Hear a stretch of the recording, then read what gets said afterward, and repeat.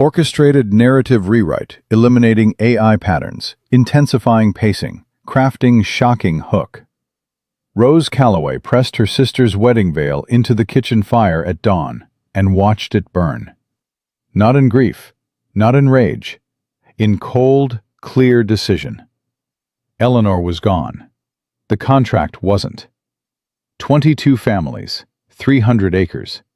One name on a document that said a daughter of Henry Calloway, and Rose was still a daughter of Henry Calloway, even if nobody in Dry Fork had ever once looked at her like she mattered. She folded the ash into her palm, walked to the mirror, and pinned up her hair.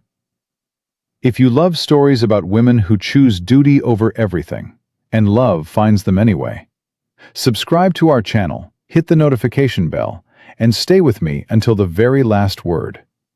Comment below with the city you're watching from. I want to see how far Rose's story travels. The church at Dry Fork held 63 people on the morning of September 14th, 1878, and every single one of them went silent the moment Rose pushed open the door. She felt it land on her like weather. The stares, the held breath. A woman in the second pew grabbed her neighbor's arm. Somewhere near the back, a child asked too loudly why the bride looked different, and its mother shushed it with a sound like a cut rope. Rose kept walking. Eleanor's dress was 2 inches too long and cut for softer shoulders. The veil sat wrong at her temples, tight enough to ache. She did not reach up to adjust it. She had worn worse discomforts for longer without letting anyone see, and she was not about to start showing it now, in front of 63 people, who had spent her entire life looking straight through her to her sister. At the end of the aisle, Wade Harlan stood with his back half turned, watching the door she'd just come through, waiting for Eleanor. Rose did not slow down. She passed her father in the first pew. Henry Calloway sat with his Sunday hat crushed between both hands, shoulders caved, eyes on the floor. He had not looked at her directly in 3 days, not since Eleanor's note appeared on the kitchen table, and the whole fragile structure Rose had been holding up alone came apart in front of him all at once. She had given him 1 night to fall to pieces. Then she had sat down at his desk and started writing letters. She reached the altar. Wade Harlan turned. She had heard of him the way you heard about drought, by the damage it left, and the length of it, and the fact that it always came back. Former Texas Ranger, 32 years old, built the Harlan spread from 400 acres of contested scrubland through 7 years of work that people in Dry Fork still talked about in the same breath as the war. Dark eyes under a hat he hadn't taken off, a jaw that looked like it had been set against something for a long time and never quite released. He looked at her and understood immediately, the way a man trained to read situations reads them. Not slowly, not in pieces, but all at once, like a door opening onto a room he hadn't expected. Rose lifted the veil herself before he could speak. "I know," she said. "She's not coming." 63 people did not breathe. Wade Harlan's eyes moved across her face. His hands stayed at his sides. "Who are you?" "Rose Calloway, Eleanor's younger sister." "Where is she?" "Gone." Rose kept her voice level and her chin up. "She left 3 days ago. She left a note. It wasn't long." "What did it say?" "That she was sorry." A sound from behind her, her father rising to his feet, the scrape of the pew, the particular heaviness of a man who has let things go too long, trying to stop them too late. "Rose!" Henry Calloway's voice cracked down the middle. "Rose, you stop this right now. This is not what was arranged. You have no right to stand there in that dress and pretend that you can—" "Papa."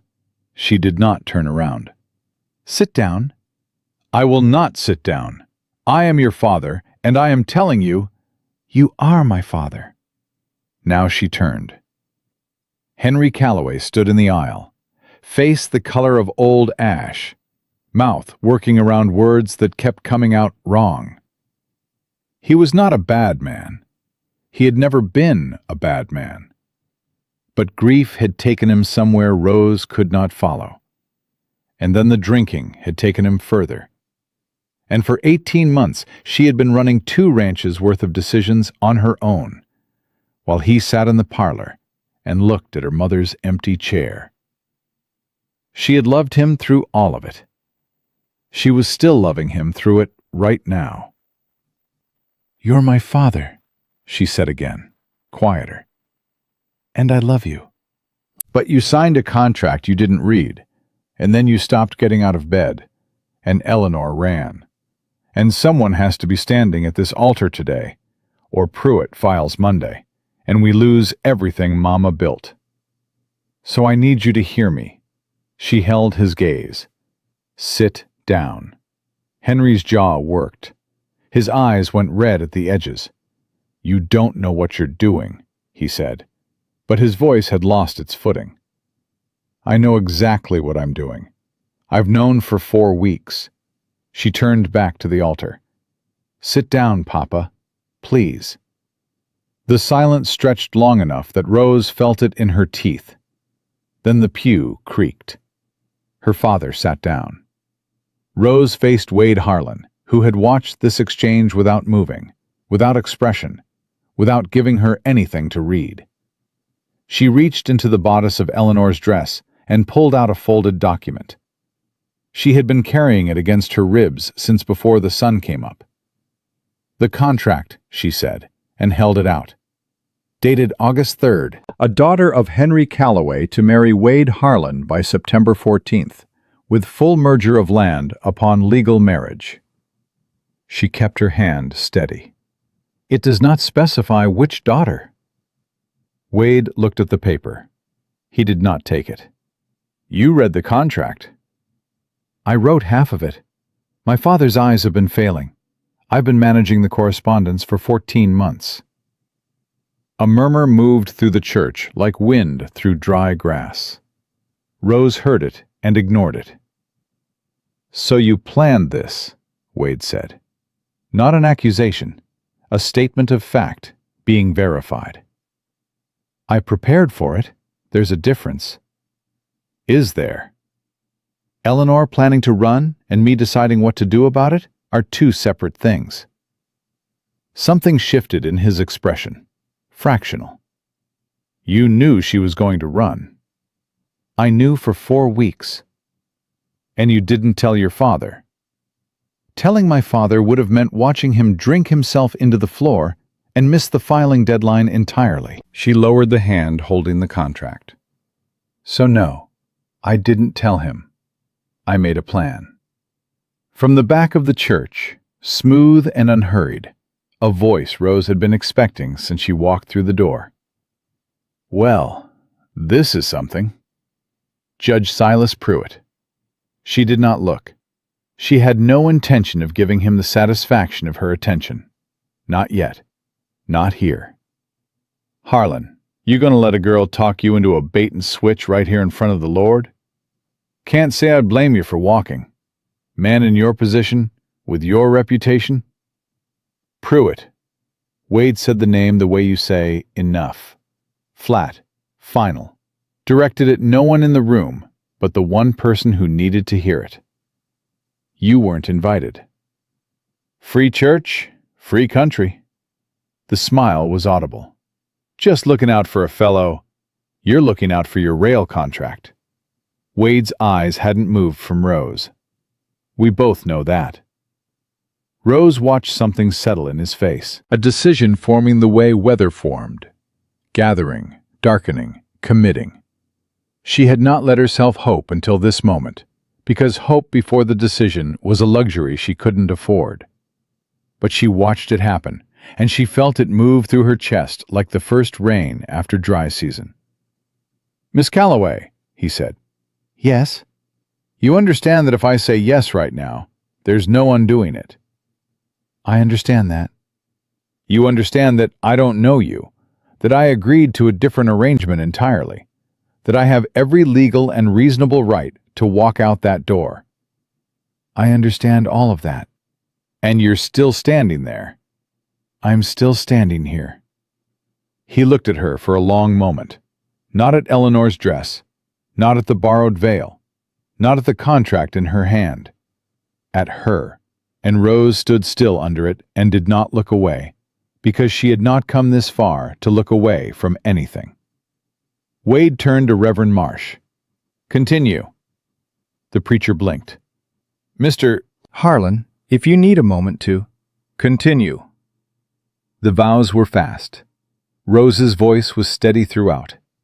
Wade's was flat and deliberate, each word placed with the care of a man who understood that spoken words in front of witnesses were the same as signed documents. When Reverend Marsh reached, "You may kiss the bride," Wade looked at Rose once, measuring, unreadable, and nodded, short and formal, and turned toward the door. Rose picked up the front of Eleanor's dress and followed him out. The sky outside had gone the color of a bad bruise, heavy and low. Pruitt stood on the church steps with two men Rose recognized as Missouri-Texas surveyors, all three of them watching with the particular patience of people who believed they had already won and were simply waiting for the paperwork to catch up. "Interesting day, Mrs. Harlan," Pruitt said pleasantly. "For now." Rose looked at him directly for the first time. "Judge Pruitt?" Mrs. Harlan." You came all the way out here to watch? She kept her voice conversational. "That tells me you were worried." Pruitt's smile didn't move, but something behind it did. "Just a concerned citizen."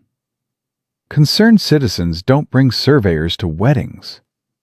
She held his gaze for one more beat, long enough to make the point, then turned away.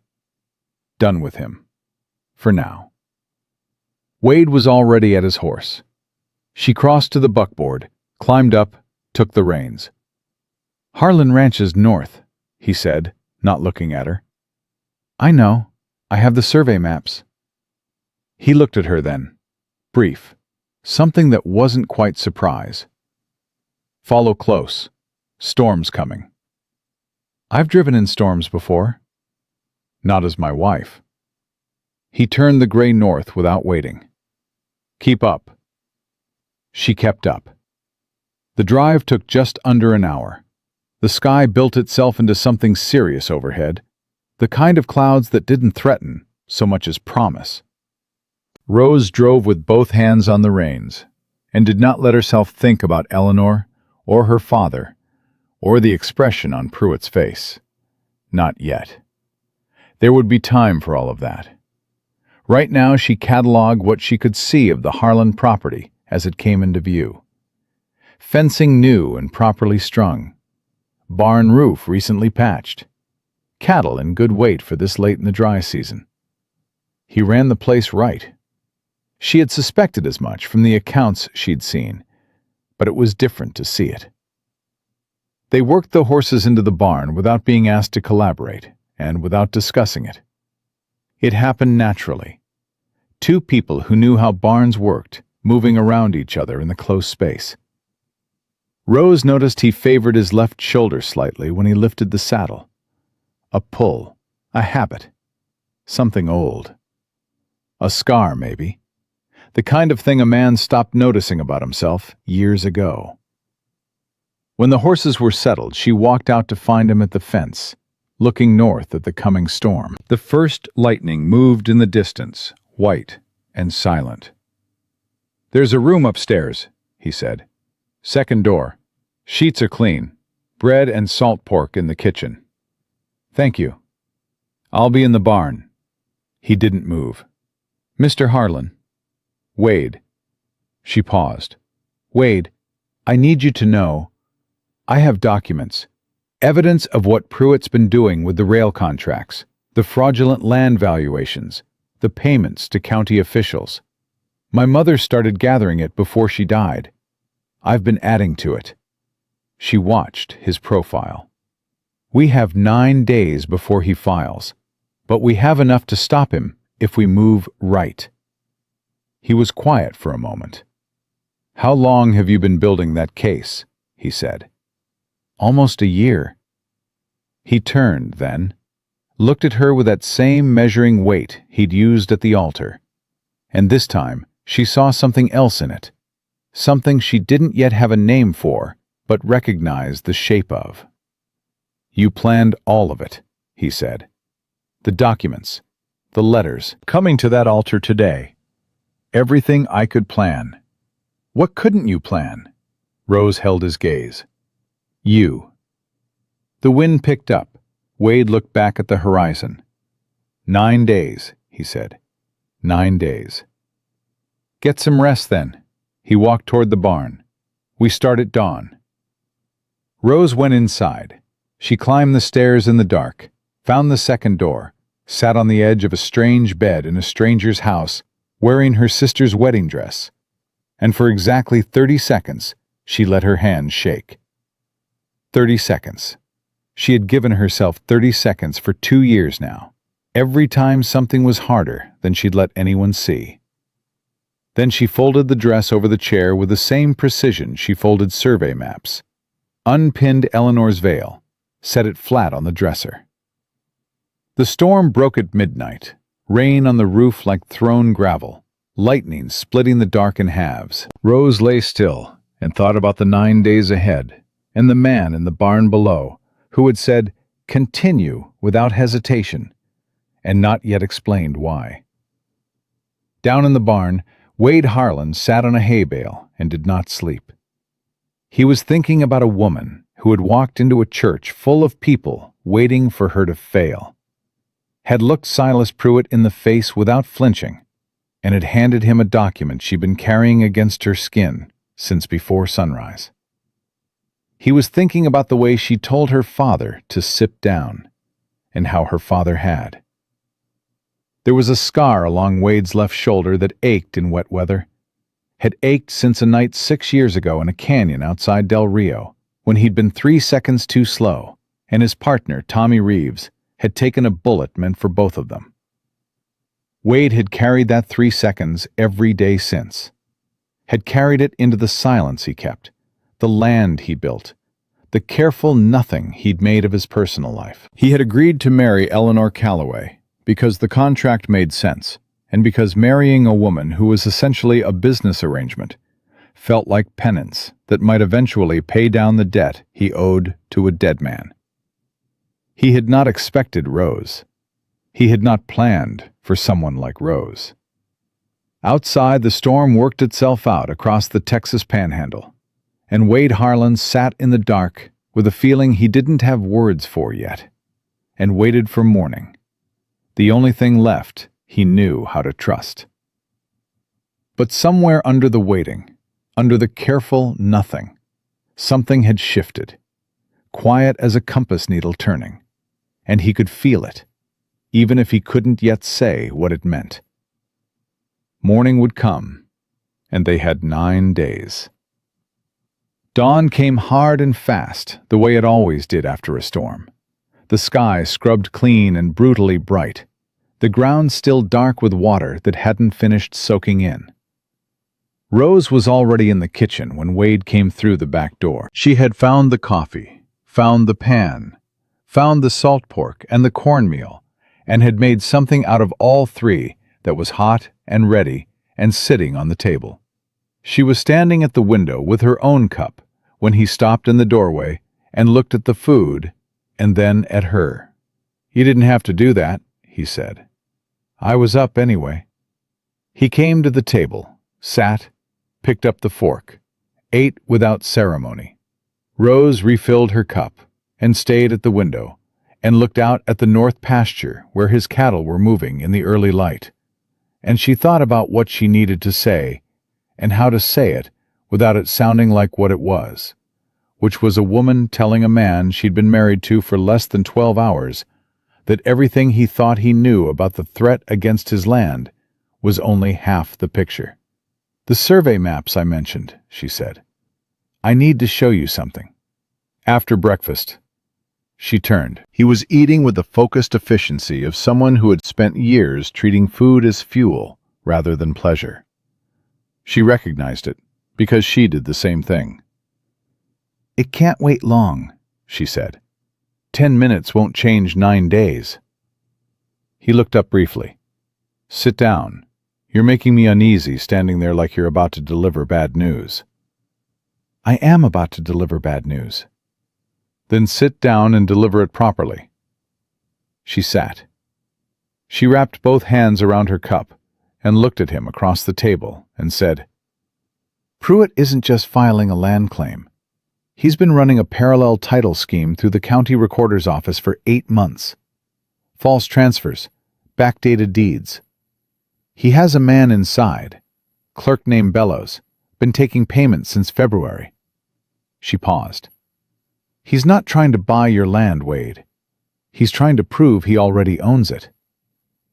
Wade put his fork down. "Show me," he said. She had brought the locked box in from the buckboard before first light. She set it on the table now and opened it with a key she wore on a cord at her wrist and laid out the documents one by one. Letters, receipts, a hand-drawn map with Pruitt's notations in the margins, 2 county recorder pages that were clearly altered, and a signed statement from a Mexican vaquero named Domingo Reyes, who had witnessed a meeting between Pruitt and Bellows in an Amarillo hotel room in April, and had written down everything he'd heard because Domingo had worked Callaway land for 11 years and understood exactly what was being planned. Wade read everything. He read slowly, the way a man reads when he's not reading for information so much as building a case in his own mind, checking each piece against the last. Rose did not rush him. She refilled both cups and waited. When he finished, he set the last paper down and looked at the table for a moment without speaking. "Your mother started this," he said finally. "She didn't trust the railroad from the day they first sent men through the valley. She said anyone offering money that good for land that valuable wasn't buying. They were clearing." Rose straightened the papers at the edges. She kept records of everything, every offer, every conversation, every man who came to the door with a survey rod and a smile. She died before she could do anything with them, but she left them in order. Rose paused. She always left things in order. "And you've been adding to them." "For almost a year. Domingo brought me the hotel statement in June. The recorder pages I got through a friend of my mother's in Amarillo who works at the land office. She copied them herself and sent them wrapped in a bolt of fabric like they were dress patterns." Wade looked at her. "That was dangerous." "Yes. You put her at risk." "She understood the risk. She offered." Rose met his eyes. "My mother built relationships with people who were careful and smart and had reasons of their own to see Pruitt stopped. I've been using those relationships. I'm not sorry for it." He was quiet for a moment. Then, "What do you need from me?" Not, "What do you want?" Not, "What's the plan?" "What do you need from me?" Rose felt something ease in her chest that had been tight since before the wedding. "I need access to your ranch records. Deed history, boundary surveys, everything going back to when you filed the original claim. If Pruitt's backdating transfers, the only way to prove the fraud is to show the unbroken chain of legitimate title." She folded her hands on the table. "I also need to ride out to your eastern fence line this morning. There's a boundary marker that Pruitt's survey shows in a different location than your original filing. I think it's been moved." Moved. Physically, I think someone moved the stake. Wade stood up. He picked up his hat from the hook by the door and put it on and said, "Get your boots." They rode out to the eastern line with the sun still low and the grass wet enough to darken their boots to the ankle. Wade rode the gray. Rose had saddled a dun mare from his barn. She'd asked once, he'd nodded once, and that was all it had needed to be. She noted that he approved of the way she handled horses, the same way she noted everything, quietly, without comment, filing it in the column of things that mattered. The boundary marker was a stone post sunk into the ground at the junction of 3 property lines, the kind that had been set by the original territorial survey and hadn't been touched in 15 years. Except it had been touched. Rose saw it before they dismounted. The ground around the base was darker than it should have been. Soil recently disturbed and repacked. The kind of careful work that was meant to look undisturbed, but didn't quite succeed if you knew what you were looking at. She swung down and crouched at the base, and Wade stood behind her. "There," she said, and pointed to the compressed earth on the north face. "Someone dug this out and reset it. Not more than 2 months ago. The soil's still settling." "How far is it off?" "If it matches Pruitt's survey, about 40 feet south of where it should be." She stood.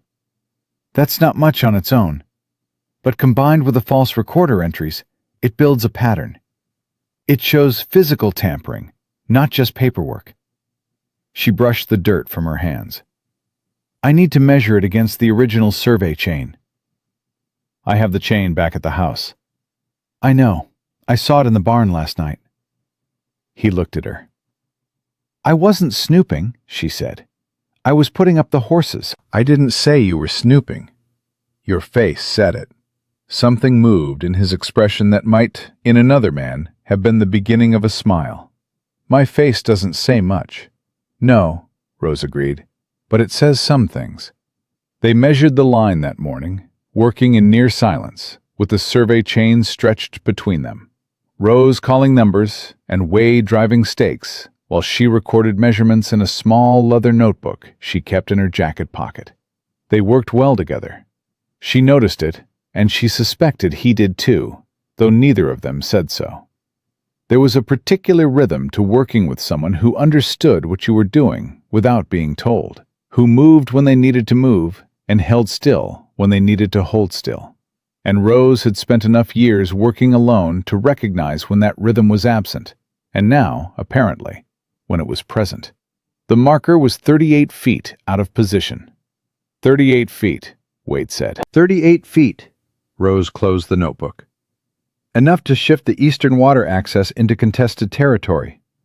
She looked at him. That's what this is really about. Not just the rail line. The creek that runs along your eastern boundary is the only reliable water source in this part of the valley. Pruitt's survey puts it in undefined territory. His backdated deeds claim prior right.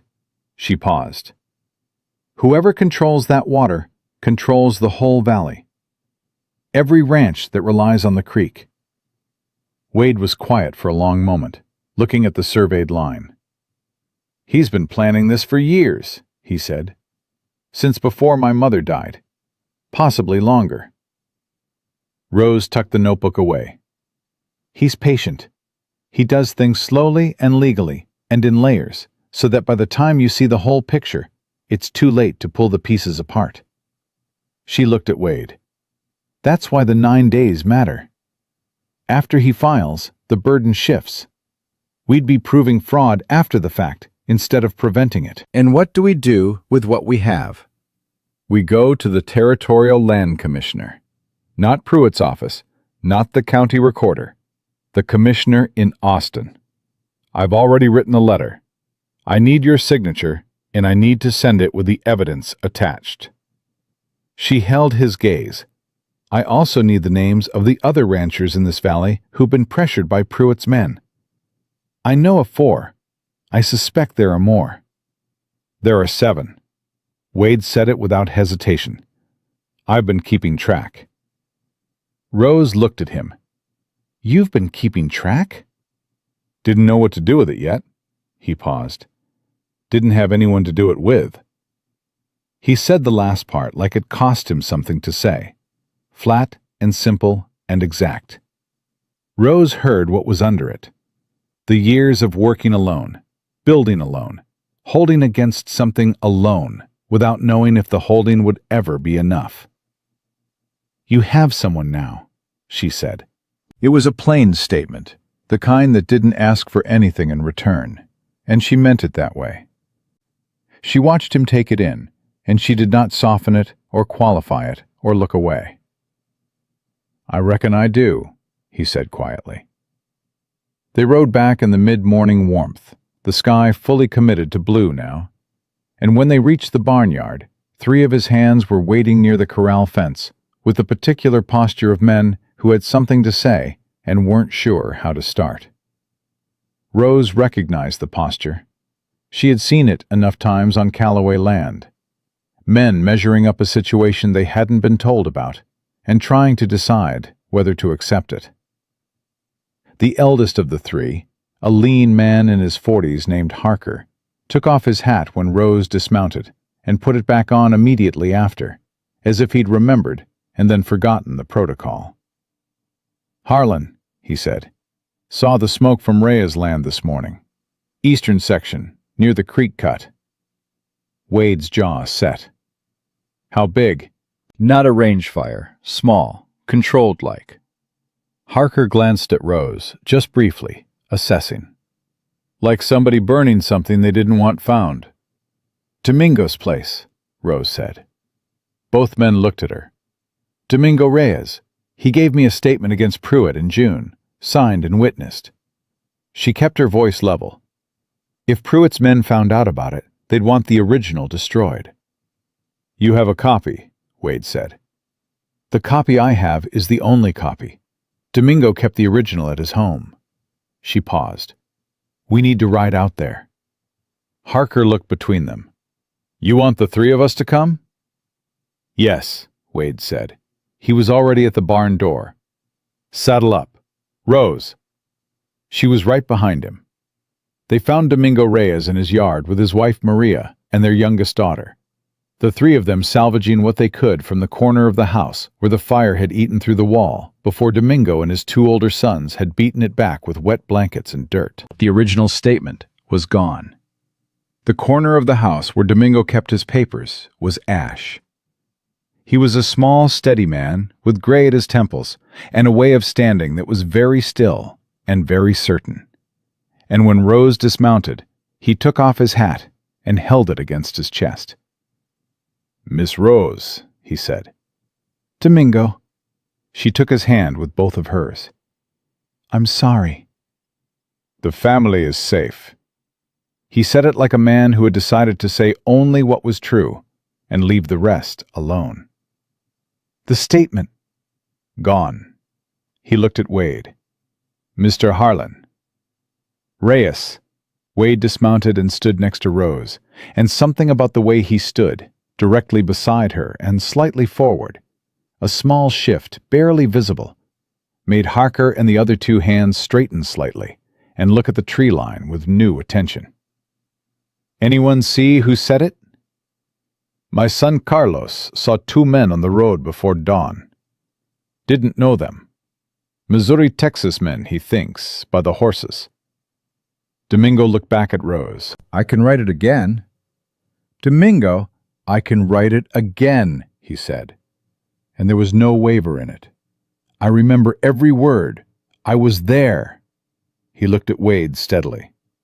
"Pruitt offered me money last spring to leave this land. Told me my family would be better off somewhere east. I told him my family had been on this land since before Texas was Texas, and we weren't going anywhere." He put his hat back on. "That offer tells me everything about what he is. I'll write it again." Maria Reyes came out of the damaged house carrying a tray with water cups and set it on the yard table without being asked. And the familiarity of the gesture, the simple certainty that people who had come to help would be given water, made something move in Rose's chest that she didn't have time for right now. "I'll need paper," Domingo said. "I have it." Rose reached into her jacket. Wade stepped back slightly and looked at the tree line while Rose and Domingo sat at the yard table, and she wrote as he dictated, his words careful and exact. Better this time, because he had had months to live with what he'd witnessed, and the details had only sharpened. When it was done, Rose signed as witness and handed the pen to Wade, who read it through once and signed below her without being asked. Domingo looked at both signatures and folded the paper into thirds and held it out to Rose. "You keep it safer than I can," he said. "I'll get it to Austin inside the week." She tucked it into the locked box that Harker had brought from the saddlebag. "Domingo, you should know. I think things are going to move fast now. Pruitt doesn't send men to burn papers unless he's getting nervous." "Good." Domingo said it simply. "A nervous man makes mistakes." "He does." Rose looked at him. "He also gets dangerous." "Then we stay close." He looked at Wade. "All of us." On the ride back, the afternoon pressing down warm and serious, Wade came alongside Rose on the trail and said quietly, "He trusts you. His family has known mine for 20 years. My mother helped Maria when her second son was born sick. There wasn't a doctor." She kept her eyes on the trail. "Some debts you don't forget." "That's not what I meant." Rose looked at him. "He trusts your judgment," Wade said. "He let you write the statement without reading it back. He gave you the only copy and didn't hesitate." He paused. "That kind of trust doesn't come from 20 years. It comes from what you've done in the years you had." Rose didn't answer right away. The gray moved alongside the dun, and the grass moved alongside the trail, and the sky was enormous and unequivocal, the way Texas sky always was, offering nothing it didn't mean. "My mother taught me that the people who work land alongside you are not separate from the land," she said finally. "They're part of it. What happens to them happens to the ranch. What happens to the ranch happens to them." She looked straight ahead. "I don't know if that's wisdom or just practicality, but it's how she ran things, and it's how I run things." "It's both," Wade said. They reached the ranch as the sun started its long lean toward the western flats, and Rose went straight to the desk in the front room where she had laid out the documents that morning, and began drafting the letter to the land commissioner in Austin. She wrote for 2 hours, stopping twice to check dates against the ledger, once to cross-reference the recorder pages. The house was quiet around her. At some point, without her quite noticing, someone had put a fresh cup of coffee at her elbow. She looked up. Wade was in the doorway, with his hat in his hand, which she was starting to understand was how he stood when he was saying something he meant. "Hands are fed," he said. "There's food in the kitchen when you're ready. I'll be a few more minutes. Take your time." He didn't move. "Wade?" "Yeah?" "Why did you say continue today?" She looked at him directly. "You could have walked out. You had every right and you knew it, and Pruitt knew it, and every person in that church knew it." She held his gaze.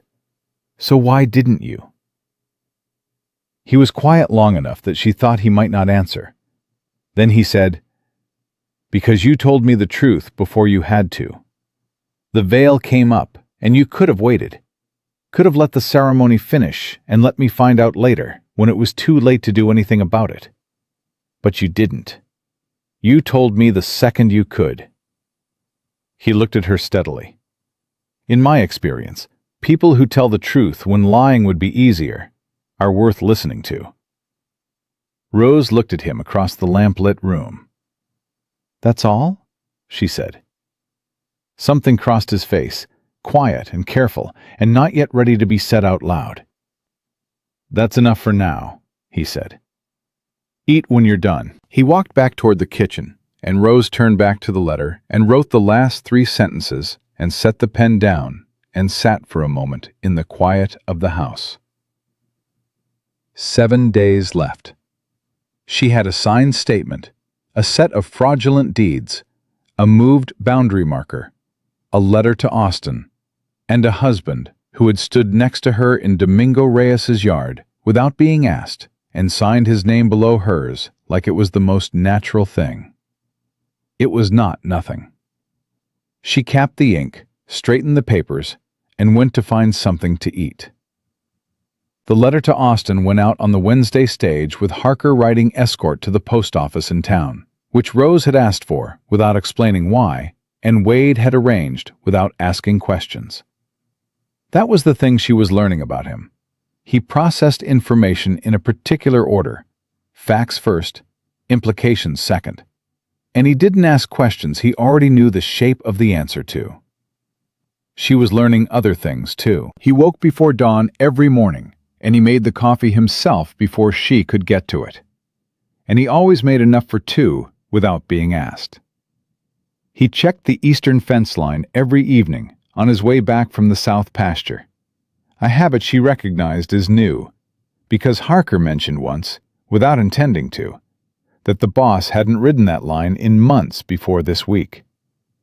He had not moved his things into the second room, or suggested any change to the arrangement, and Rose had not raised it. And they had developed between them a careful, functional distance that was not cold exactly, but was precise.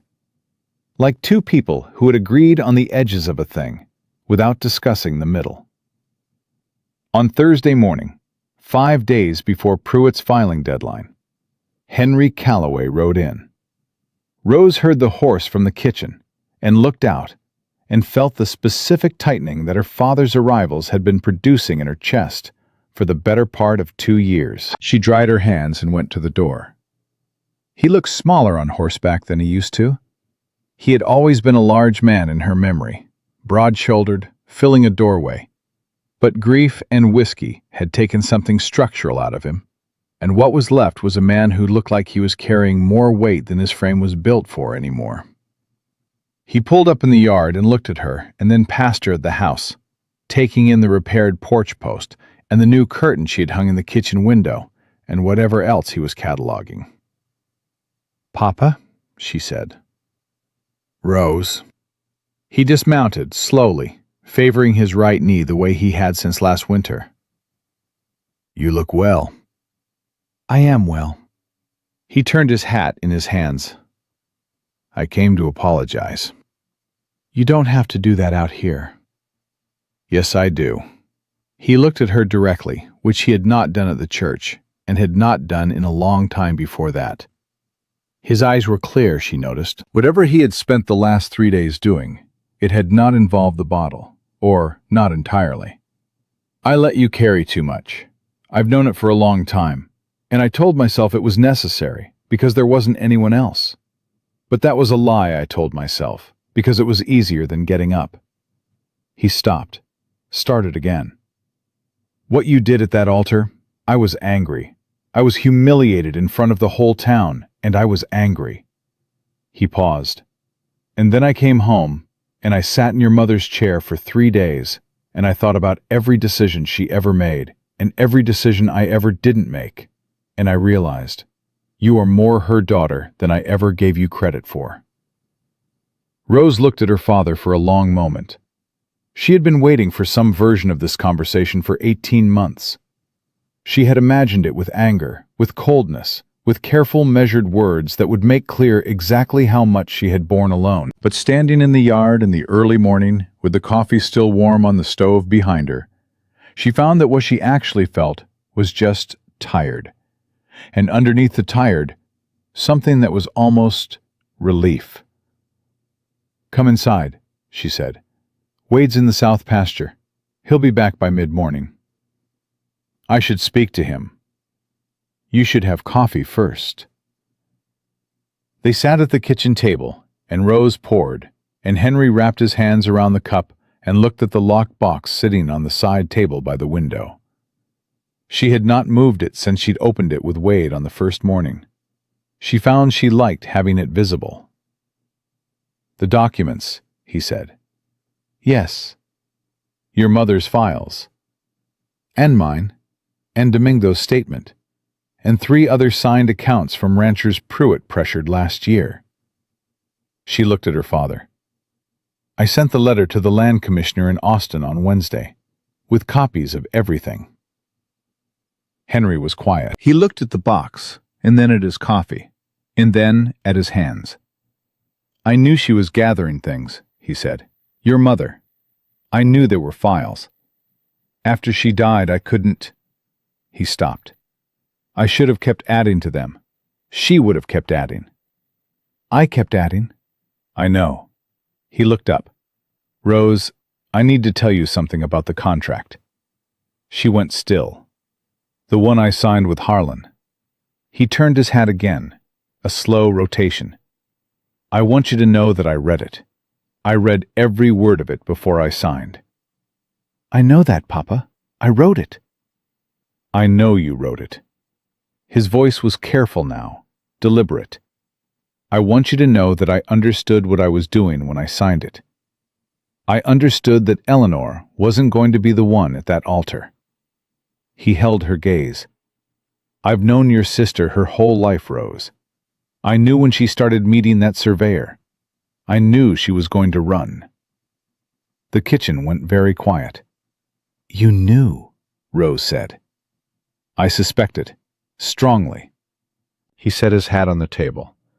And I did nothing about it because I told myself it would work itself out. That Eleanor would come to her senses. That I wouldn't have to make a hard choice. He exhaled slowly.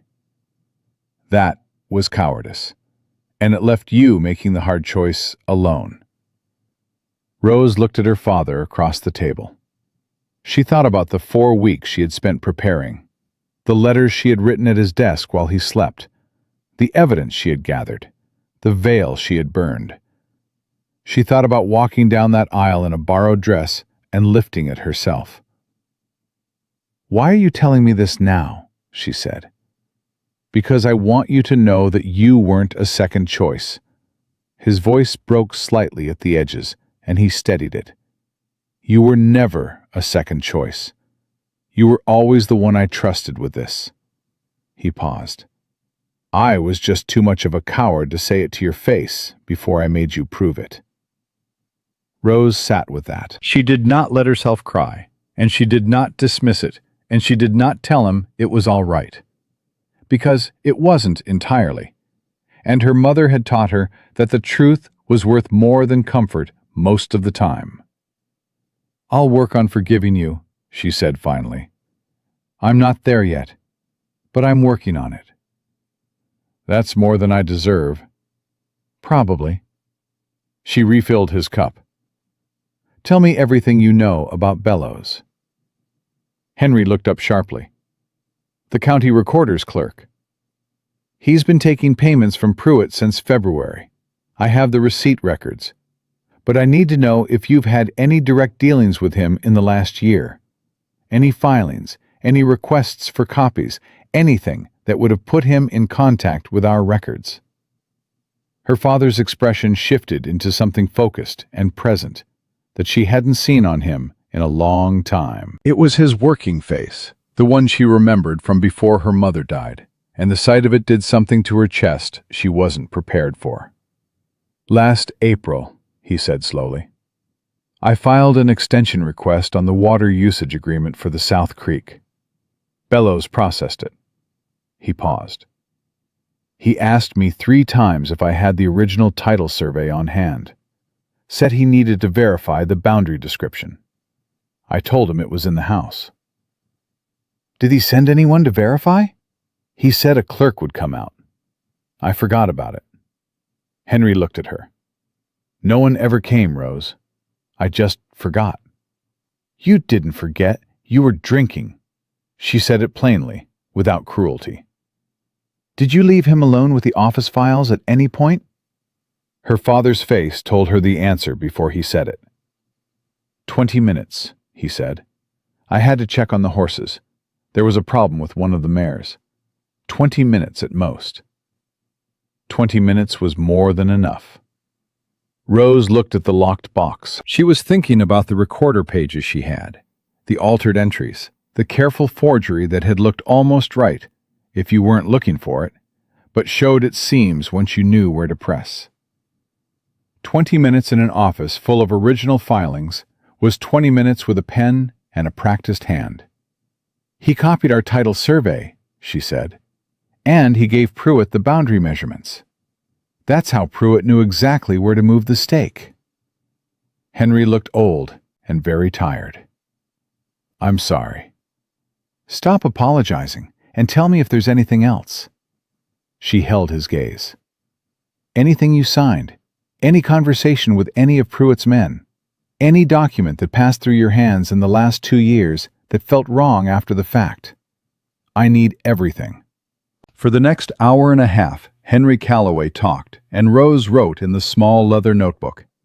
And when Wade came in from the south pasture and stopped in the kitchen doorway, he read the room in the way he read all situations. Completely, quickly, without announcing it. And he poured himself coffee and sat at the end of the table and said nothing. He listened. Rose looked at him once, and he gave a small nod that said, I've got this. And she went back to her notebook. When Henry was done, Rose set the pen down and looked at what she had and said, This is enough. This fills in the last pieces. Wade looked at Henry directly. Mr. Calloway, I need to ask you something. Henry looked at him. All right. The 7 ranches Pruitt's been pressuring. You know most of them. George Fowler, the Reyes family, Holt and his sons, the others. Wade set his cup down. If we called a meeting, here or at a neutral location, how many of them would come? All of them, Henry said without hesitating. They've been scared and separate. Nobody's talked to each other because Pruitt made sure of that, kept them each thinking they were alone. He looked at his daughter. But if someone called a meeting and told them they weren't alone... Tomorrow night, Rose said. She looked at Wade. Here. He looked back at her. Here. We have the space, we have the evidence, and we control who knows about it in advance. She paused.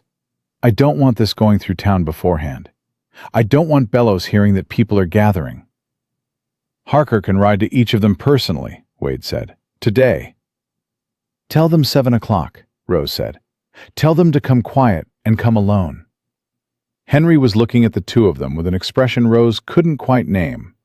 Something careful and wondering, like a man watching something he hadn't expected to see. What? She said. Nothing. He shook his head slowly. Your mother would have liked him, he said, meaning Wade. That's all. Rose did not look at Wade when he said that. She looked at her notebook. But she felt it, the way you feel a change in air pressure before weather. Not the thing itself yet, but the clear signal that the thing was coming. Henry left before noon. He rode back toward Calloway Land, and Rose stood at the fence and watched him go, and Wade came to stand beside her. He's steadier than I expected, Wade said. He has good days. She watched until her father crested the hill. Today was a good day. You think he'll hold? I think he'll try. She turned back toward the house. That's more than I had a week ago. Harker rode out that afternoon to all 7 ranches, quiet and direct, the way Wade had asked him. Rose spent the afternoon recopying the key documents onto clean paper, a summary version of the evidence, organized for men who were ranchers, not lawyers, who needed to understand what had been done to them and what could still be done about it. She worked at the desk, and Wade worked at the table across from her with the ranch ledgers, and the house held a particular kind of occupied silence that Rose found she was no longer uncomfortable inside. At some point he said, without looking up, Your father asked me this morning whether I was treating you right. Rose looked up from her papers. When? While you were getting the coffee. He came in from the barn early. Wade turned a page in the ledger. He stood in the doorway and looked at me and said, My daughter doesn't complain. That means if something's wrong, you won't hear about it from her. You'll have to pay attention. Then he went inside. Rose looked at him. What did you say? She said. I said I was paying attention. Wade glanced up briefly. He seemed satisfied with that. She looked at him for a moment longer, and then looked back at her papers and did not say anything because there was nothing that needed saying that wasn't already in the room. The riders started arriving at 7. George Fowler came first, a big, quiet man who ran cattle on the western end of the valley and had the particular wariness of someone who had learned to be careful after being careless once at great cost. The Holt brothers came together, both of them in their 30s and resembling each other the way men do when they've spent their whole lives working in the same weather. Domingo came with his eldest son Carlos, who sat against the wall and said nothing but watched everything. 3 others, Vasquez, Pittman, and a widow named Cecilia Brand, who ran the northernmost spread in the valley and whom Rose had never met, but who came in, looked at the evidence spread on the table, and said, "I knew it. I knew there was something wrong with that deed offer. My late husband would have walked into it. I almost did," and sat down with the focused attention of a woman who intended to understand every word. Wade stood at the end of the table and let Rose speak. She had not asked him to do that. He had simply positioned himself there, present and available and clearly in agreement. And the combination of her words and his presence in the room had an effect she calculated carefully. The men who might have dismissed her recalibrated, and the ones who were already listening listened harder. She laid out the fraud piece by piece, the false recorder entries, the moved boundary stake, Bellows and the hotel meeting, the backdated deeds, the water rights gambit. She did not editorialize, and she did not raise her voice. And when she was finished, she said, "He's been doing this to each of you separately for 2 years.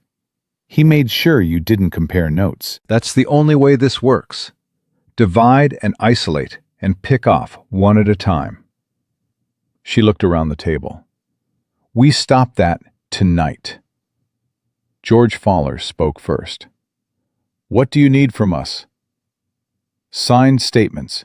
Anything you were asked to sign or shown or offered that felt wrong. Dates, names, specific words if you remember them. Every piece helps." She looked at Cecilia Brand. "Especially anyone who has documents. Anything Pruitt's men gave you in writing, offers, surveys, notices. Bring everything." "If we do this," Holt said, "and the commissioner acts, what happens to the rail line?"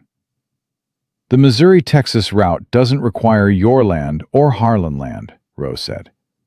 "There's a northern pass that was surveyed in 1871 and abandoned because it was cheaper to try to force us out. If the fraud claim holds, the commissioner has authority to void the fraudulent deeds and mandate the northern route." She paused. "The railroad gets its line.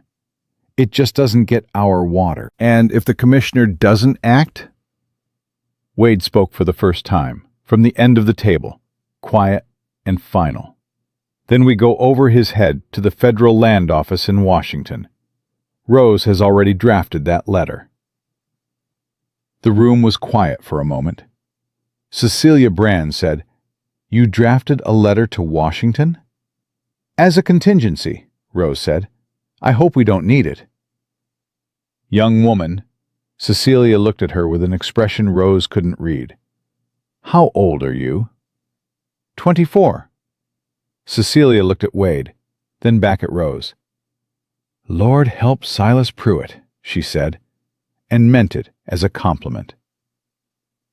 They wrote statements for 3 hours around that table, 7 ranchers and Domingo and his son, and Henry Calloway, who had come back quietly at 7:30 without being asked, and taken a seat in the corner, and answered every question put to him with the careful sobriety of a man doing penance in the only currency he had left. Rose wrote and witnessed and organized, and by 10 o'clock she had a stack of signed documents that was 3 times the weight of what she'd started with that morning. After the last rider left, she sat at the desk in the quiet house and looked at what they had built. Outside, she could hear Wade walking the perimeter, checking the lock on the barn, the habit he had that she recognized now as the way he processed the end of a day. Movement, accountability, the physical check of a takes safety for granted. She heard his boots on the porch steps and the door, and she heard him stop behind her. 5 days left, she said. We have enough to bury him. We have enough to bury him if the letter gets to Austin. She straightened the stack of documents. If Bellows hasn't gotten to the stage depot first. Wade was quiet for a moment. You think he knows? I think Pruitt knows something happened tonight. Too many horses on the road. Someone will have seen. She turned in the chair to look at him. He's going to move faster now. Whatever he was planning to do in 5 days, he's going to try to do in 2. Wade looked at her with a careful weight she was learning to read. Not absence, not withholding, but a man who thought before he spoke, because he understood that words said wrong couldn't be unsaid. What do you need? He said. She looked at him. The lamp on the desk made the room small and warm, and outside was the enormous, dark Texas night, and inside was this. A man who kept asking that question, and meaning it every time. I need to ride to Amarillo tomorrow, she said. Personally, I need to hand-deliver a copy of everything to the Land Commissioner's regional office, rather than trust the stage. And I need to do it before Pruitt hears that we met tonight. I'll ride with you. It's a full day each way. I know how far Amarillo is, Rose. She looked at him. If we're both gone, the ranch is unprotected. Harker knows what to do. So does Domingo. He said it without discussion, without performance. We ride at first light.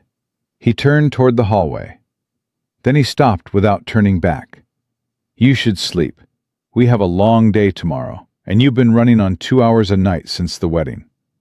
I'm fine. I know you're fine. You're always fine.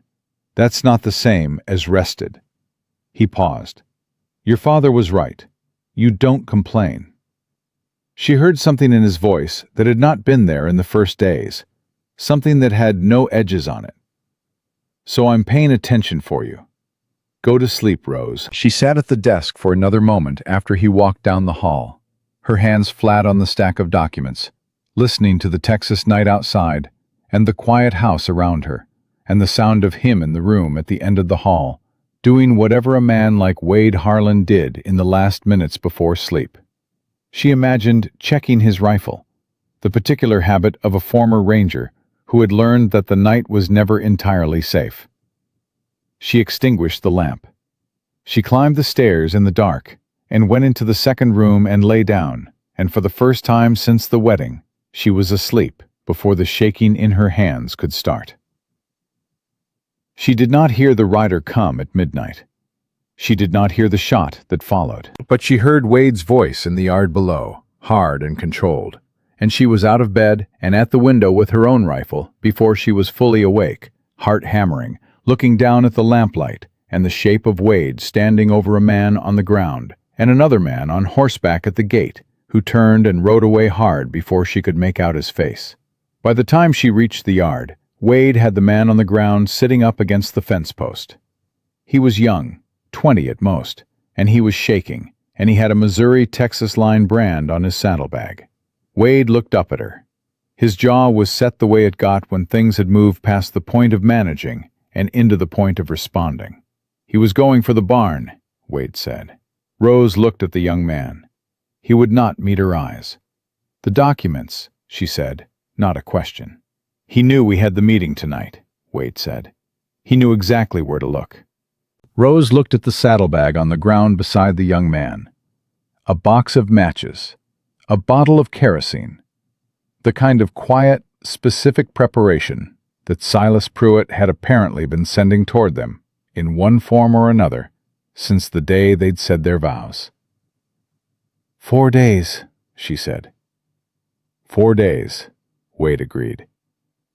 She looked at him across the lamplight, and the man on the ground between them. And what she saw on his face was not fear, and it was not fury. It was the same thing she felt in her own chest, hard and clear, and certain. They were going to Amarillo at first light, and Pruitt had just made his first mistake. The young man's name was Eddie Price, and he was 19 years old, and he had a mother in Fort Worth who didn't know where he was. Rose got this information in the first 10 minutes, not because she interrogated him, but because Wade sat him down at the kitchen table with coffee and said nothing. And silence had a way of filling itself when a scared young man was sitting in a stranger's kitchen at midnight, waiting to find out what came next. Eddie talked the way people talk when they are more afraid of the quiet than of the consequences. Fast, in pieces, circling back to fill in what he'd left out. Pruitt had hired him 3 weeks ago in Amarillo. Cash money, simple job, just watch the Harlan place and report back. He didn't know about the fraud. He said this twice, and Rose believed him the second time. He was a ranch hand without work, which was common enough in the Panhandle in a dry year, and Pruitt's man had offered him more money than he'd seen in 6 months. "Tonight they told me to come out and burn the barn," Eddie said. His hands were wrapped around the coffee cup, and he was staring at the table. "Just the barn, no house. They said make sure the building was empty first." He looked up at Wade. "I wasn't going to hurt anybody." "You were going to destroy evidence in a federal fraud case," Rose said, not unkindly. "That's a criminal charge, Eddie. That's not a small thing." His face went white. "Or," she said, "you can write down every conversation you had with Pruitt's man, every instruction, every payment, names, dates, locations." She pushed paper toward him across the table. "And you can ride back to Amarillo tonight and go home to Fort Worth, and we never had this conversation." He looked at Wade. "She's offering you something fair," Wade said. "I'd take it."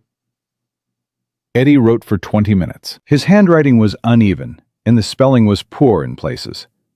But the content was clear and specific, and included the name of Pruitt's man, a lawyer named Aldrich, who worked out of an Amarillo office building and wore city shoes, and had, according to Eddie, told him that the woman at the Harlan place was trouble that needed to be contained before she caused problems for the whole valley. Rose read the statement twice.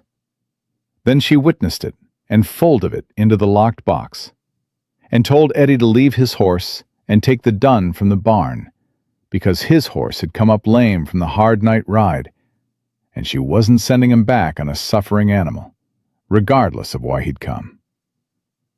Eddie Price stood at the door with his hat in his hands, and looked at her with the expression of a young man who had expected punishment and received something he didn't have a category for.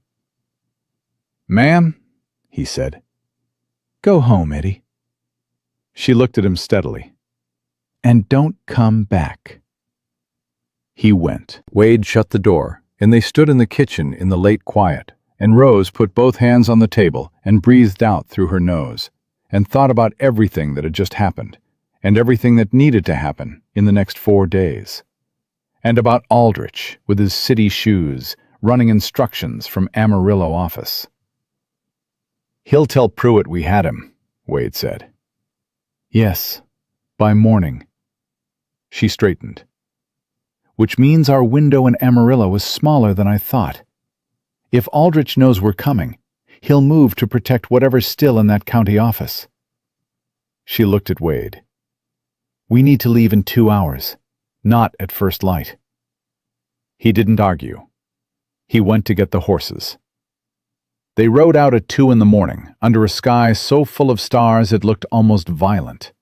The kind of sky that Texas produced in the deep of a clear night that made you feel simultaneously insignificant and entirely awake. Rose had her saddlebag with a locked box and a second bag with a full set of documents. Wade rode with his rifle out of the scabbard and across his saddle, and she noticed it and did not comment on it because it was the right call, and they both knew it. They rode without speaking for the first hour. The land was flat and open, and their horses moved through it at a ground-eating pace that Wade set and Rose matched. She was not a delicate rider. She had been on horseback since she was 4 years old, and she rode the way she did everything, efficiently, with attention, without waste. Somewhere past the first hour, Wade said, "Tell me about your mother." She looked over at him in the dark. "You've told me what she built," he said. "What she prepared, what she left you." He kept his eyes on the road. "Tell me who she was." Rose was quiet for a moment. She thought about Margaret Calloway, who had been born in Kentucky and come to Texas at 19 and had learned to run a ranch the same way she had learned to do everything, by deciding it was necessary and then doing it, regardless of whether anyone believed she could. She was stubborn, Rose said, not in the way that makes people difficult, in the way that makes people safe. She paused. She decided early that the people who worked our land were our responsibility, not our employees. She knew all their children's names. When Domingo's son was sick, she rode out there herself and sat with Maria for 2 days. She looked at the dark horizon. She also kept a ledger with every debt anyone owed us, and she collected on every one of them. Not because she needed the money, because she said debt left unpaid between neighbors becomes resentment, and resentment was more dangerous than drought. She sounds like someone who understood how things actually worked. She understood that the pretty version of something and the true version were usually different, and that you had to deal with the true version even when the pretty one was easier. Rose shifted in the saddle. She would have had those documents filed in Austin before Pruitt ever made his first move. I was 6 months behind where she would have been. You were also managing a failing ranch, a sick father, an absent sister, and a fraud case simultaneously, Wade said. With no help. She would have managed all of that too. Maybe, but you're not behind her, Rose. You're standing where she stood. He paused. That's not nothing. She looked at him. He was watching the road, face forward, and she could see the line of his jaw and the set of his shoulders and the way he carried the rifle. Relaxed, but present. The particular alertness of a man who had learned that danger came from the direction you were watching, and also from the one you weren't. Your partner, she said, the one you lost. His hands shifted slightly on the reins. I read about the Del Rio incident in the ranger records, she said. My mother's land office contact sent them when I was researching the valley history. It mentioned your name. He was quiet long enough that she thought she'd crossed a line. Then he said, Tommy Reeves. Yes. We'd been partners 4 years. He had a wife in San Antonio, and twin boys who were 3 years old. He was looking straight ahead, and his voice was level, in the way that leveled voices are when the thing underneath them is anything but. We went into that canyon because I read the situation wrong. I thought we had time. I thought the threat was less than it was. He paused. Tommy trusted my read. He always trusted my read. And you've been second-guessing it ever since. Every decision I've made since Del Rio, I've made slow. Checked it twice. Made sure I wasn't reading what I wanted to see, instead of what was actually there. He looked at her briefly. It's made me careful. It's made you good, she said. At what you do, at reading situations correctly. Except the one time it mattered. One time, she said, and there was no softness in it, just plain fact. You've been paying for one mistake for 6 years, Wade. Tommy Reeves had a wife and sons and a life, and I'm sorry he's gone. I truly am. But you're not going to pay that debt down by keeping yourself in a canyon forever. The silence that followed was long enough that she counted the hoofbeats in it. 12, 15, 20. And then he said quietly, You're the second person to say something like that to me. Who was the first? Tommy's wife. 3 years after. She came out here to say it in person, because she said she knew I wouldn't hear it in a letter. Smart woman. Yes. He exhaled slowly. I still couldn't hear it. Can you hear it now? He thought about that for a long time. Getting there, he said. They reached Amarillo as the town was waking up, the early commerce of a morning in a growing city beginning to move through the streets. Freight wagons and the smell of coffee from the hotel kitchen, and a blacksmith already at his forge. Rose had been to Amarillo 4 times in her life. Wade had been more recently, and he knew where the regional land commissioner's office was, which saved them 20 minutes. The office was on the 2nd floor of a stone building on the main street, with a brass plate on the door and a clerk at the front desk who looked up at them with a particular expression of a government employee assessing whether a visitor was going to make his morning complicated. "We need to see Commissioner Aldridge," Rose said. "Not his deputy, the commissioner himself." "Commissioner Aldridge doesn't take unscheduled—" "My name is Rose Harlan. My husband is Wade Harlan. We are here regarding a fraud case involving Judge Silas Pruitt, the county recorder's office, the Missouri-Texas line, and approximately 9 separate land parcels in the southern Panhandle Valley." She set the locked box on the clerk's desk. "I have signed statements from 7 landowners, original documents showing fraudulent title transfers, physical evidence of boundary tampering, and a signed account from an eyewitness to a bribery transaction." She held his eyes. "I'm happy to wait, but every hour I wait is an hour Pruitt's lawyer has to warn him that we're here." The clerk looked at the box, then at Rose, then at Wade, who said nothing, and needed to say nothing, because he was simply standing there, which was in itself a complete statement. "One moment," the clerk said, and went through the inner door. They waited 12 minutes. Commissioner Aldridge was a compact, white-haired man in his 60s, who wore his authority the way men wore good boots, broken in, comfortable, not trying to prove anything.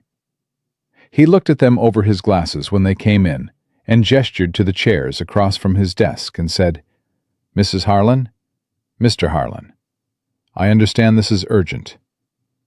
"Yes, sir," Rose said. She opened the locked box and began to lay documents on his desk in the order she had organized them. Fraud summary first, then the recorder evidence, then the boundary survey, then the signed statements, then Domingo's account, then Eddie Price's statement from last night, still slightly warm from the inside of her coat where she'd carried it. She talked for 25 minutes without stopping. She had rehearsed this in her head on the night ride in, and the practice showed. She was clear and sequential, and she answered his 3 interrupting questions without losing her thread. And when she was finished, she sat with her hands in her lap and waited. Aldridge looked at the documents. He read 3 of them in full. He picked up the recorder pages and held them to the window light and looked at the alteration marks for a long time. "Bellows has been in that office for 9 years, he said, not to either of them specifically. "He has a gambling debt in Amarillo," Rose said. "I have the record from the house bank on 5th Street. He owed $400 as of March. It was paid in full in April." Aldridge looked at her. "How did you get that?" "My mother's contact at the land office has a sister who works at the bank." She paused. "My mother built good relationships." "Clearly." He set the papers down. He looked at Wade. "Mr. Harlan, you've reviewed all of this." "Every word," Wade said. "And you're in agreement with your wife's assessment of the situation?" "My wife's assessment is the most thorough account of land fraud I've seen since I was a ranger." Wade held the commissioner's eyes. "If you've got something that contradicts it, I'd like to see it. Otherwise, yes." Something shifted in Aldridge's expression. Not quite a smile, but the movement of a man who had revised his expectations upward. "Judge Pruitt has political relationships in this territory," he said carefully. "This won't be a simple process." "I'm not asking for simple," Rose said. "I'm asking for correct." She paused. "Pruitt files in 4 days. If he files and the fraudulent deeds are on record before you've moved to challenge them, The burden shifts, and we're fighting uphill for years. 9 families are depending on the timing. She held his gaze. I need to know if you're going to act before Monday. Aldrich folded his hands on his desk and looked at the stack of documents Rose had built over the course of a year and brought to him through a night ride across 60 miles of open Texas. I'm going to need to keep these originals, he said. I have copies. Rose reached into her second saddlebag and produced a complete duplicate set, bound with cord and labeled in her handwriting. These are yours. The originals go back with me. Aldrich looked at the copy set, then at the original set, then at Rose. You made 2 complete sets, he said. I made 3. The third is in a locked drawer at my father's ranch in the care of his foreman, with instructions to deliver it to the Federal Land Office in Washington if he doesn't hear from me by Tuesday morning. The silence in the room had a particular quality to it. Mrs. Harlan, Aldrich said, and for the first time something in his voice sounded less like official assessment and more like plain, honest reaction. How long did it take you to prepare all of this? Almost a year. She looked at him steadily. My mother started it before that. She thought the railroad was coming for the valley, and she was right. She died before she could finish what she started. Rose paused. I finished it. Aldrich was quiet for a moment. Then he opened his drawer, pulled out a form, and began to write. I'm issuing a hold order on all active filing claims in the Southern Panhandle Valley, pending fraud investigation, he said as he wrote. That includes anything Pruitt submits Monday or before. Nothing records until this is resolved. He signed the form and pressed his seal to it and held it out. Take this to the county recorder's office. Not Bellows, the head recorder. Man named Hargrove on the 3rd floor. Tell him it supersedes any instruction from Pruitt or his office. Rose took the form. She read it completely before she put it in her bag. Thank you, she said. Don't thank me. Bring me a conviction. He looked at them both. And ride careful going back. If Pruitt's lawyer is in this city, he knows you're here. He was right about that. They were 3 blocks from the land office when Rose saw Aldrich. City shoes, gray suit, the particular walk of a man moving with purpose and trying not to look like it. He was coming from the direction of the telegraph office, which told her everything she needed to know about what he'd spent the last hour doing. He saw her at the same moment. He stopped on the sidewalk. Rose stopped walking. Wade stopped beside her. Aldrich looked at the saddlebags, at the locked box on Rose's saddle, at Wade, who was very still in the way that former rangers went still when a situation was being calculated. Mrs. Harlan, Aldrich said pleasantly, fancy seeing you in the city. Mr. Aldrich, Rose kept her voice conversational. I've just come from Commissioner Aldrich's office. Is that so? He's issued a hold order on all Valley filings. I have a copy. She tilted her head slightly. I imagine you'll want to wire Pruitt about that. I imagine you already have. Something behind Aldrich's pleasant expression looked at her with something that was not pleasant at all. You've been very busy, he said. I have. She held his gaze. There's a statement from Edward Price in the commissioner's file. He worked for you briefly. He sends his regards. Aldrich's face did not change, but his hands did. A tightening, fractional, the kind of physical tell that a man couldn't entirely control. I don't know anyone by that name, he said. That's all right. Rose gathered her reins. Commissioner Aldrich does now. She touched her horse forward, and Wade fell in beside her, and they left Aldrich on the sidewalk without looking back. They were out of the city and back on the open road before Wade said anything. The sun was high and flat, and they were pushing the horses because there was still 60 miles to cover, and a ranch that Harker was guarding with 3 men, and a situation that had just moved 3 moves forward at once. "He's going to move tonight," Wade said. "I know. We can't outride the telegraph." "No." Rose looked at the horizon. "But we have the hold order, and we have Aldridge moving. And Pruitt knows we have Aldridge moving, which means whatever he does next, he does it knowing we have the commissioner's backing." She paused. "He's out of quiet options. That makes him more dangerous, not less." "Yes," she said, "it does." She rode without speaking for a while, thinking about the hold order in her bag and the documents in the locked box, and the 60 miles between her and a ranch that Pruitt now had direct incentive to destroy before she got back to it. She was thinking about Harker and his 3 men, and whether 3 was enough. She was thinking about her father, who had ridden back to Callaway Land yesterday, and whom she had not thought to warn this morning before they left. She was thinking about the expression on Aldrich's face when she'd mentioned Eddie Price. "Wade," she said. "Yeah?" "My father's alone at Callaway Ranch." The silence lasted exactly 2 seconds. "Harker," Wade said, and pulled his horse up and turned to the man riding 20 yards behind them, who had come as escort without being asked, because that was the kind of man Harker was. "Ride to Callaway Ranch," Wade said. "Now. Stay with Henry until we're back." Harker didn't ask why.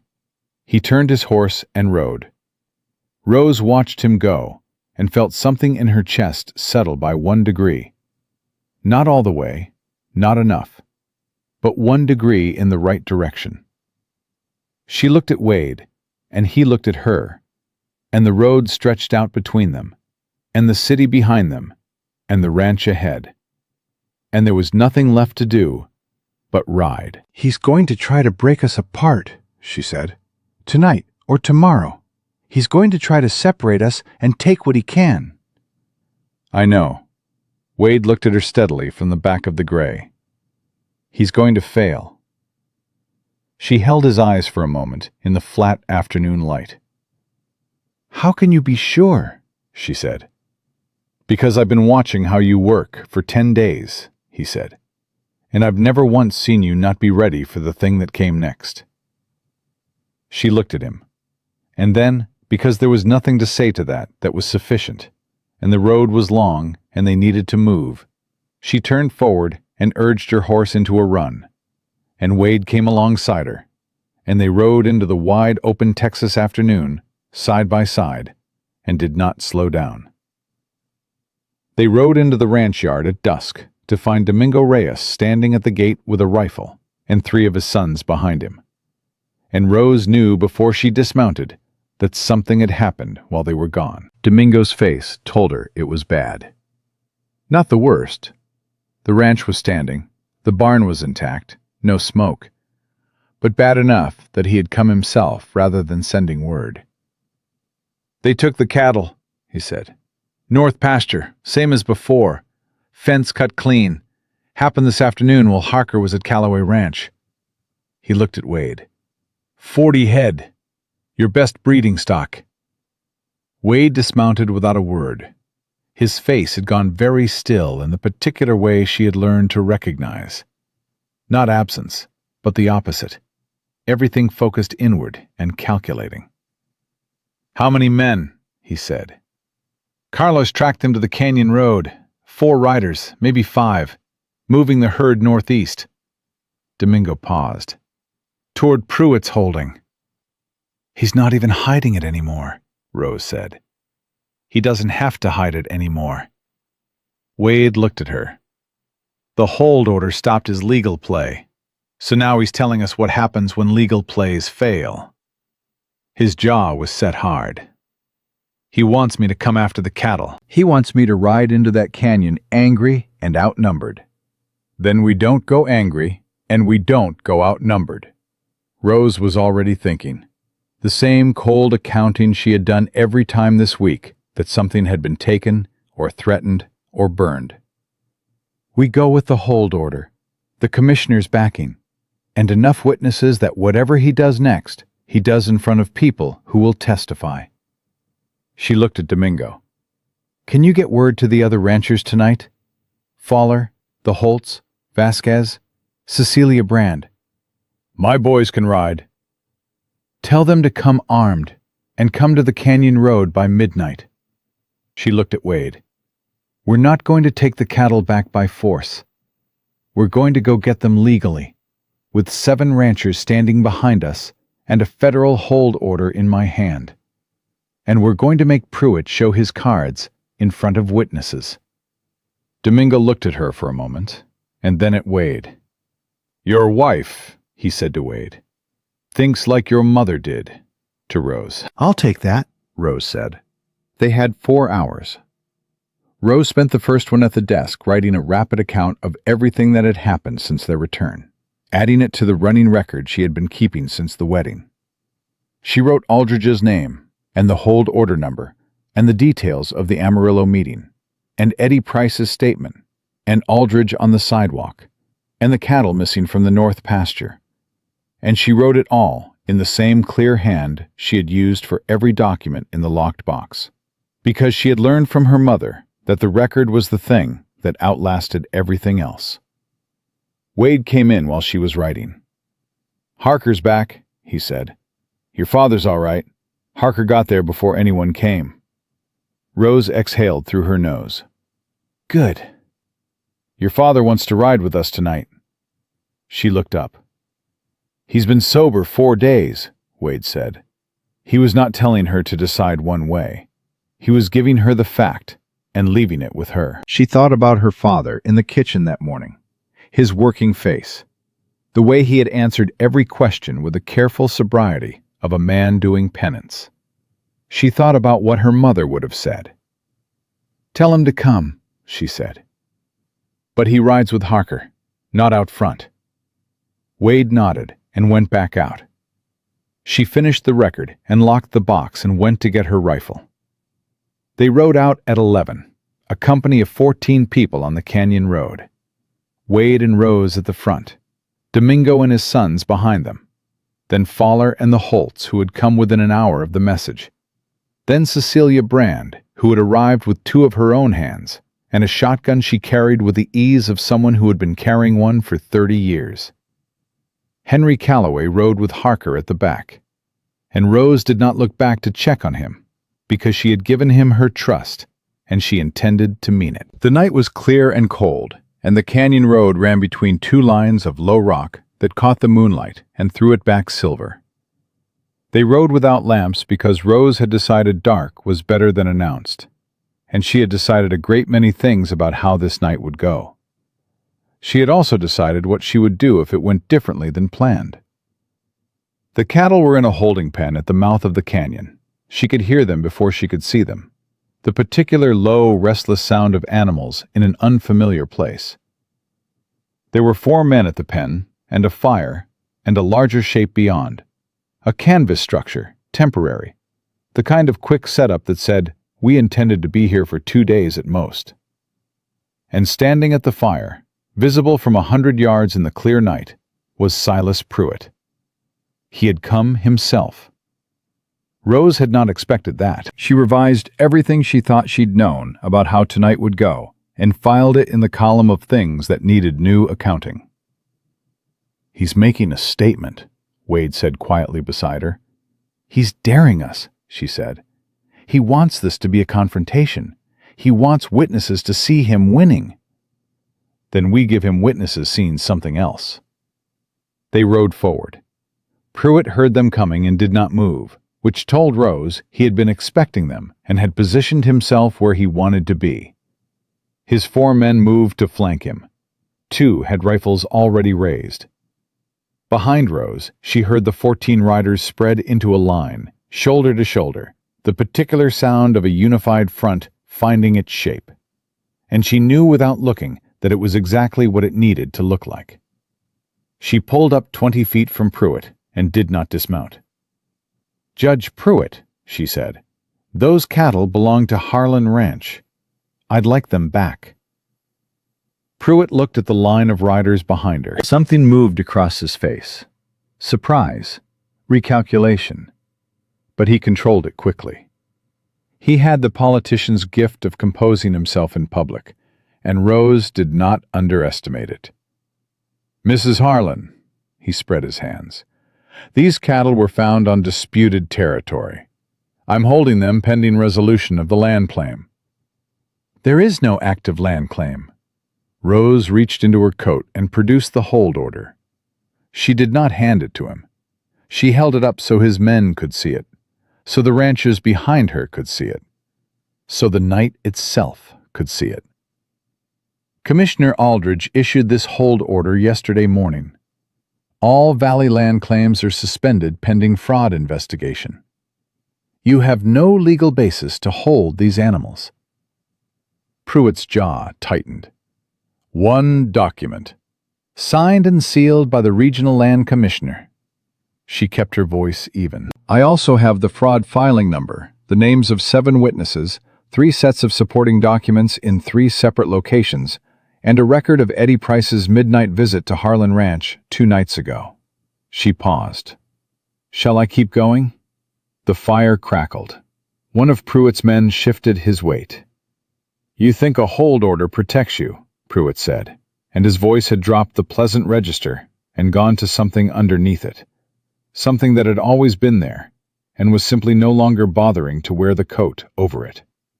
"You think a piece of paper from Aldridge, a man I have had in my pocket for 6 years, is going to stop what's already in motion."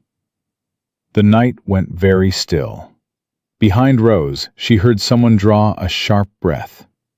Fowler, maybe, or one of the Holts. The confession was so naked and sudden that it took a beat to land. "Say that again," Wade said. His voice was quiet, and it was the quietest thing in the canyon, and it was the most dangerous. "Aldridge is my man," Pruitt said. He was past caring now, Rose realized.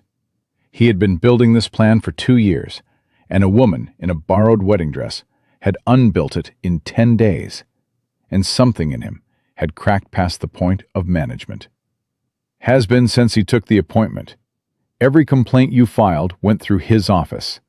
Every document you think you sent to Austin came back to me." He looked at Rose, and his voice had the cold, bright edge of a man who had decided that if he was going down, he would do it standing. "Did you really think one rancher's daughter with a locked box was going to walk into his office and undo 2 years of work?" Rose looked at him, and then she looked at the rider who had appeared at the far edge of the firelight 3 minutes ago, and whom Pruitt had not noticed, because Pruitt had been watching her. Commissioner Aldridge sat on a bay horse with a federal marshal on one side of him and a second marshal on the other, and the expression on his face was the expression of a man who had just heard himself named as corrupt in front of 14 witnesses and 2 federal officers, and who had, apparently, ridden 60 miles through the night to be here in time to hear it. Pruitt saw him 2 seconds after Rose looked. The silence that followed was the most complete Rose had ever experienced. "Commissioner," Pruitt said. His voice had lost everything. "Judge Pruitt." Aldridge's voice was entirely composed. "I received a telegraph last night from a Mrs. Rose Harlan, indicating that you might attempt to interfere with her property before I could arrive." He looked at Pruitt with the expression of a man who has made his decision and made it clean. "I rode through the night with Marshals Crane and Devitt to ensure that didn't happen." He paused. "I also brought the original fraud complaint she filed, which has already been transmitted to the Federal Land Office in Washington, before I left Amarillo." Rose had sent that telegraph from the Amarillo Hotel before they'd ridden home. She had not told Wade because she had not wanted to build hope on a contingency that might not arrive in time. But Aldridge had come. She felt something in her chest release that had been held tight for so long she had forgotten it was held. "Marshal Crane," Aldridge said, "please take Judge Pruitt into custody." Pruitt did not run. Whatever else he was not a man who ran. He stood at his fire while Marshal Crane came forward with the irons, and he looked at Rose with an expression she did not flinch from and would not forget. "This valley will still have a railroad," he said.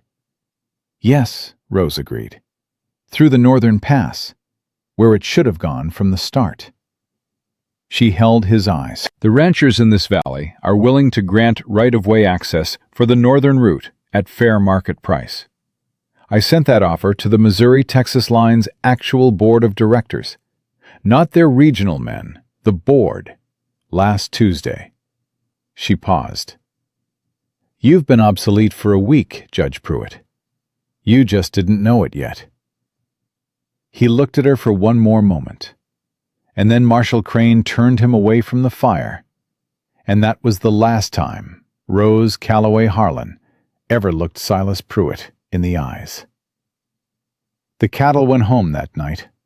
All 40 head moved back through the canyon road under lantern light, Domingo sons driving them easy and quiet, while the ranchers, who had come armed and ready, stood back and watched and let themselves breathe out.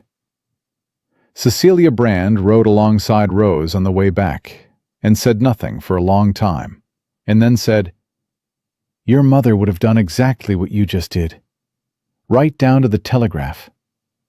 "I learned from her letters," Rose said. "She wrote good letters." Cecilia looked at the cattle moving ahead of them.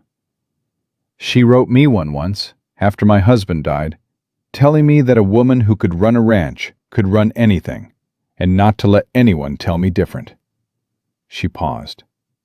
"I've been doing it for 11 years on that word." "She meant it," Rose said. "I know she did. That's why I'm still there." They reached the ranch near 2 in the morning, and the ranchers dispersed one by one, going home to their own lands and their own families, each of them carrying in their saddlebags a copy of the hold order and the fraud complaint number that Rose had written out by hand that evening before they'd left. She had made 14 copies. She had not explained why to anyone. They would understand in the morning when the news from Amarillo started moving through the valley, and they would want the documentation in hand. Henry Calloway was the last to leave. He stood at the gate with his horse and his hat and looked at his daughter in the lamplight from the porch, and Rose went to him. "You were right about the meeting," he said, "getting the ranchers together. I should have done that a year ago." "You weren't ready a year ago." "No." He turned his hat. "Rose, your mother's files. The work she started and you finished." He looked at her. "She would have been proud of you tonight. I want you to know that I am aware of that, and I am saying it out loud because I have not said enough things out loud that needed saying." He paused. "I'm proud of you. I have been for a long time. I just forgot how to say it while I was busy grieving." Rose looked at her father. She thought about the 18 months, the ledgers and the letters and the early mornings, and the evidence gathered in careful layers while he sat in the parlor.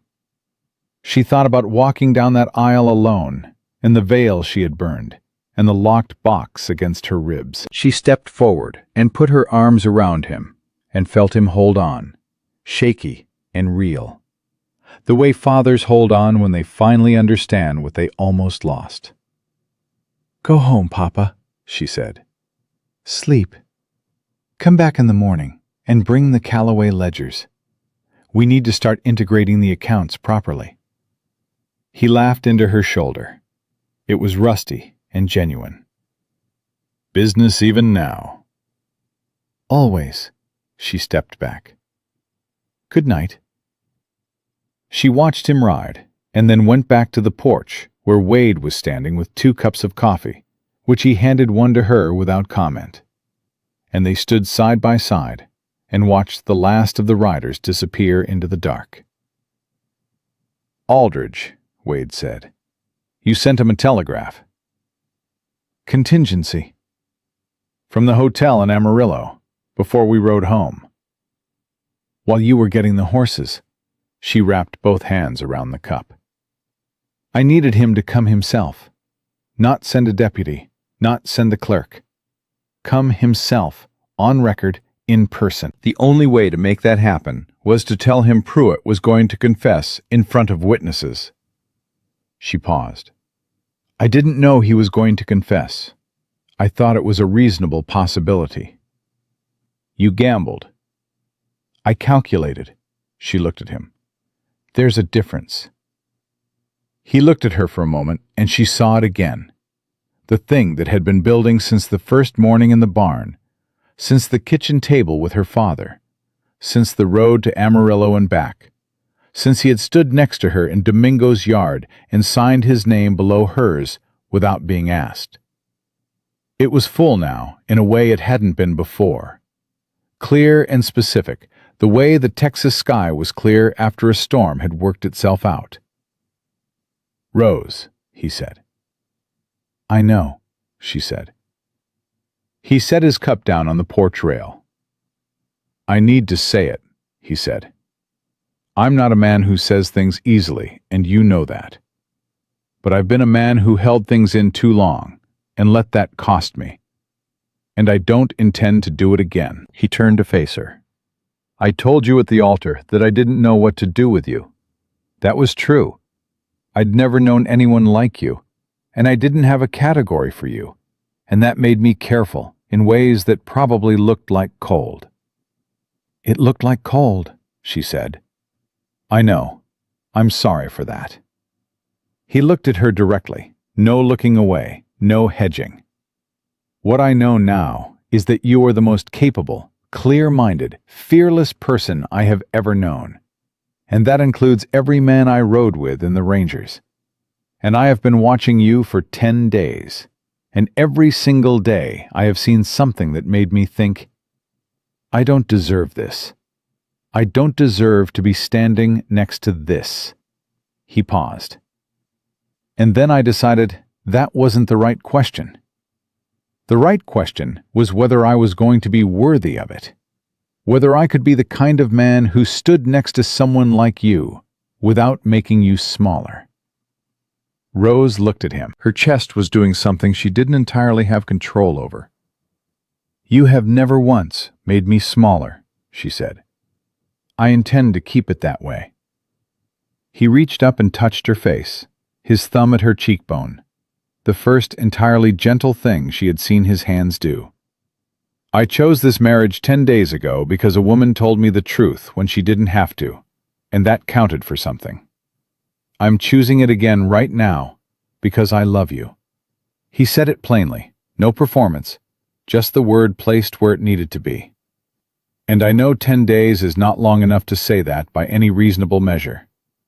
But I have been a ranger, and I have been alone, and I have been building something in silence for 6 years. And I know what it feels like when something is worth protecting. And you are worth everything I have. Rose set her own cup down on the porch rail. I burned my sister's wedding veil the morning I married you, she said. Not because I was angry at Eleanor, because I was making a decision that I needed to make without anything pulling me backward. She looked at him. I have not once, since that morning, wished I had made a different one. She stepped toward him. I love you, Wade. I think I started loving you when you said continue in that chapel, before you had any reason to. And I have been adding to it every day since. She let herself say it the way she said everything that mattered. Straight, without softening, without apology. You are not a man who doesn't deserve good things. You are a man who stopped believing he did. And that is different. And it is something I intend to spend a long time disagreeing with you about. He kissed her then, in the lamplight, on the porch of a ranch that was both of theirs, with the cattle settled in the north pasture, and the documents safe in the locked box, and Pruitt in irons 60 miles away, and the whole valley quiet around them for the first time and longer than either of them could easily calculate. He kissed her the way a man kisses someone when he has finally stopped bracing for the thing to be taken away. When they pulled apart, she stayed close, and he kept his hand against her face, and the Texas night was enormous and full of stars that had watched all of it.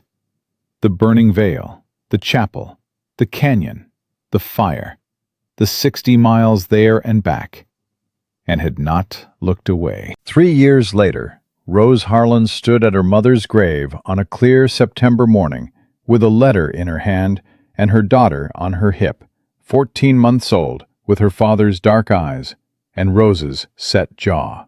And she read the letter from the Federal Land Office in Washington, confirming the final resolution of Pruitt's case. 7 counts of fraud, 3 of corruption. The Missouri-Texas line rerouted through the Northern Pass. The valley's water rights secured in perpetuity for the ranchers who had stood together on a canyon road in the dark.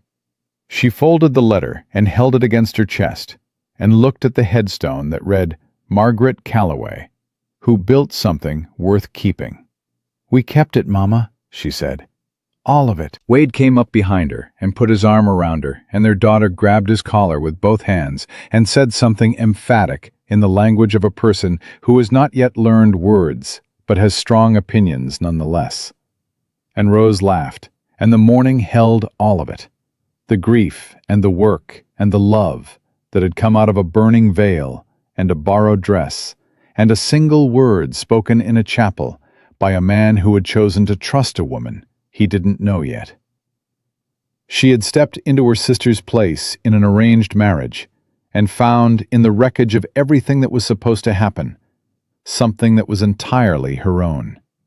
Not because it had been given to her, because she had built it, the same way her mother had built everything that mattered, deliberately, in layers, from the ground up, with her hands and her mind and her stubborn refusal to let go of what was worth keeping. Wade Harlan had looked at her once across a chapel full of people waiting for her to fail, and he had chosen her every single day since, the same way she had chosen him. Not because they had to, but because they wanted to, which was the only choice that had ever been worth making.